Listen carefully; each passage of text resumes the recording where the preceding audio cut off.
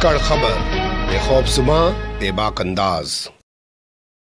धाकड़ खबर के न्यूज़ से मैं आपके साथ हूं। अकरम रईस खान, एक संस्कारी ने एक नहीं दो मंदिरों में घुसकर 2 शिवलिंगों को तोड़ डाला। जब पता चला कि वो संस्कारी है जिसने इस पूरी घिनौनी वारदात को अंजाम दिया, तो उसके बाद तमाम लोग शांत हो गए, पुलिस भी कुछ नहीं कर पाई और दल्ला मीडिया तो पूरी तरह खामोश हो ही जाता है ऐसे मामलों में।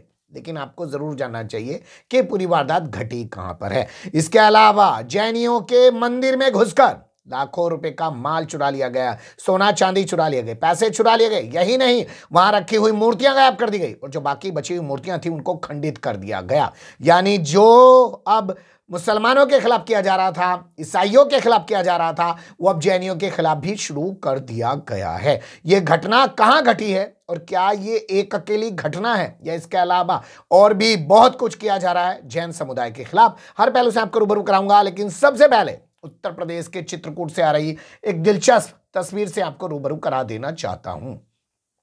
हालांकि मुझे इसे दिलचस्प नहीं कहना चाहिए क्योंकि बहुत ही शर्मनाक तस्वीर है। चित्रकूट आप जानते हैं उत्तर प्रदेश का जिला है और यहाँ का एक इलाका पड़ता है जिसे आप कह सकते हैं इटोरा गांव। वहां पर गौशाला बनी हुई है। आप तो जानते ही हैं, दारू से 2% का सेस लिया जा रहा है, शराब से, और फिर उससे गायों को चारा खिलाने के नाम पर गौशालाएं चलाई जा रही हैं और दुनिया भर का बवाल मचाया जा रहा है। लेकिन असल बात यह है कि ये लोग गायों का सम्मान नहीं करते हैं और इस बात को खुद बीजेपी के एक विधायक जो गाजियाबाद की लोनी विधानसभा सीट से विधायक है नंदकिशोर गुर्जर, वो बाकायदा प्रेस कॉन्फ्रेंस करके बता चुके हैं। उनका दावा है कि उत्तर प्रदेश में रोजाना 50,000 से ज्यादा गायों को मारा जा रहा है। सड़कों पर गायें दिखनी बंद हो चुकी हैं। तो यहां गौशाला है, ठंड पड़ रही है, गायें मर गई, यानी कि गैया की मौत हो गई और उसके बाद ये तस्वीर सामने आई जो आपके रोंगटे खड़े कर देगी। ट्रैक्टर से गायों को घसीटा जा रहा है। सोचिएगा, ये लोग वो हैं जो रात दिन कहते हैं कि गाय हमारी माता है। अगर यही हरकत किसी मुस्लिम ने कर दी होती तो आप देखते हैं कि किस तरीके का हंगामा बवाल किया जा रहा होता। लेकिन ये तो संस्कारी है। याद कीजिए, हापुड़ के बगल में एक जिला है अमरोहा, गाजियाबाद पड़ता है दिल्ली से, फिर हापुड़, फिर अमरोहा आता है। वहां पर कुछ जो है चारा खाने से गाय की मौत हो गई थी। उसके बाद पता चला कि उस जो गौशाला में एक मुस्लिम भी काम करता है। किस तरीके का तांडव मचाया गया था, गूगल करेंगे तो वो तमाम तस्वीरें आपके सामने आ जाएंगी। लेकिन यहाँ किसी को कोई गुस्सा नहीं आ रहा है, किसी का कोई खून नहीं खोल रहा है। पहले उनको ठंड से मार डाला और फिर उनको ऐसे घसीट कर उनकी बेइज्जती की जा रही, अपमानित किया जा रहा है उनको। दूसरी तस्वीर देख लीजिए, ये हमारे पास आई है बरेली से।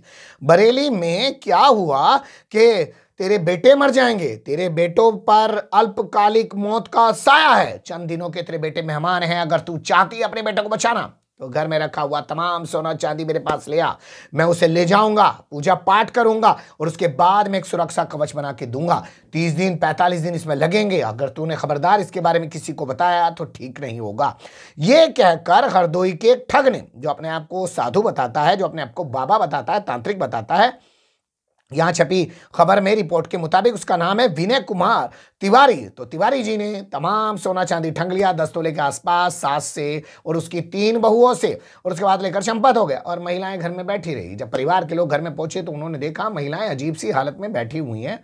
ऐसा लग रहा है कि जिन्हें जैसे उन्हें किसी ने आत्ममुग्ध कर दिया हो या हिप्नोटाइज कर दिया हो। फिर उसके बाद पुलिस को सूचना दी गई, पुलिस मौके पर पहुंची और उसके बाद पता चला कि उनके साथ इस घिनौनी वारदात को अंजाम दिया गया है धार्मिक कर्मकांड की आड़ में।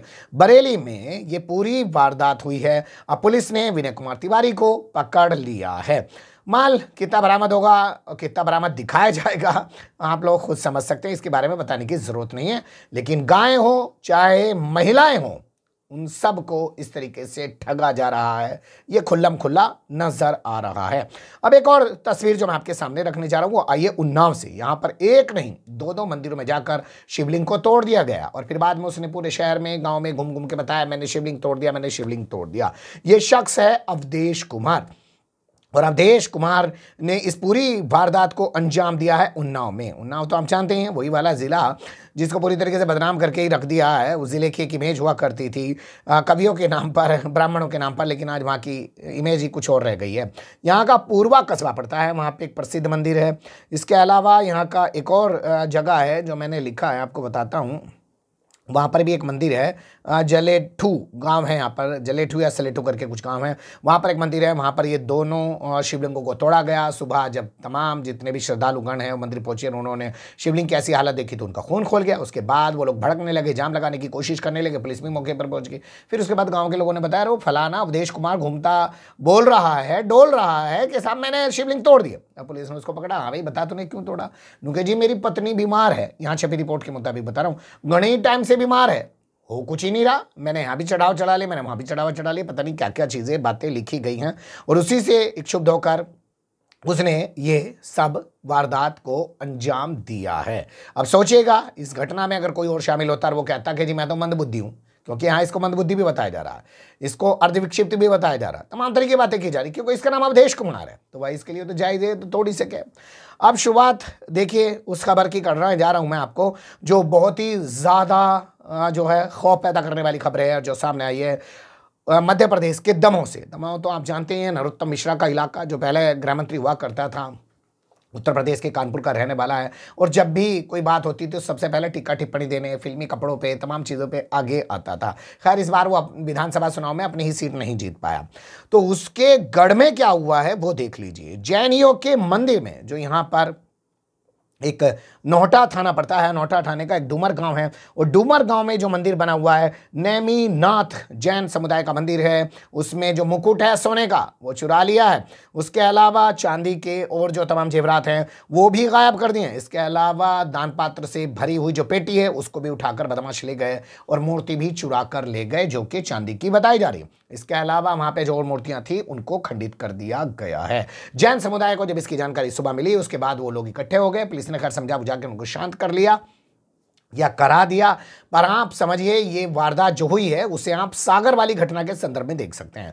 सागर इसी पूरे संभाग का एक जिला है, और वहां पर नया बाजार इलाके में सुनार जाति से ताल्लुक रखने वाले लोग अपना मंदिर बना रहे थे। जैन कम्युनिटी से ताल्लुक रखने वाले युवा जो है मुख पर कपड़ा बांध के नकाब लगा के वहां पहुंचे, उनके मंदिर को तोड़ दिया। और उसके बाद किस तरीके से सुनारों और जैनियों के बीच में वहां पर बवाल हुआ, और उसके बाद वहां पर जो थानेदार था नवीन जैन उसको भी सस्पेंड कर दिया गया, 2 पुलिस वालों को लाइन हाजिर कर दिया गया।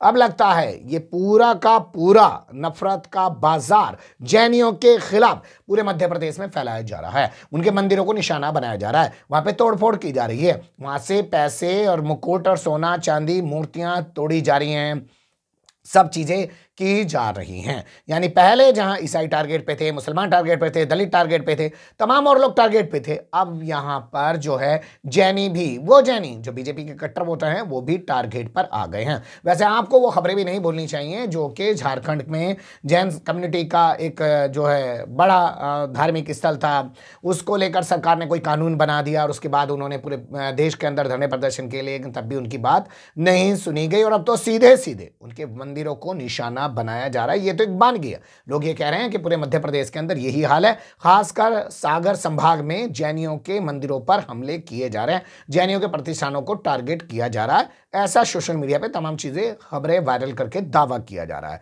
बेहतर होगा समाज के दोनों हिस्सों को बैठाकर पुलिस प्रशासन अपनी जिम्मेदारी निभाए, और अगर उसे सिर्फ इसी में मजा आता है कि हमें तो सबको नफरती बनाना है, तो वो काम तो वो कर ही सकते हैं, उनके लिए तो वो बहुत आसान है। जितना बांटोगे उतना राज करोगे। फिलहाल के लिए भी इतना ही। कमेंट्स के रूप में आप लोग अपनी राय दे सकते हैं, खबर को लाइक कर सकते हैं, चैनल को सब्सक्राइब कर सकते हैं, और ज्यादा से ज्यादा हमारी खबरों को शेयर कर सकते हैं। फिर ऐसे ही किसी से लगते हुए या मुद्दे लेकर मैं आपके सामने हूँगा हाजिर। फिलहाल अभी मुझे दीजिए इजाजत।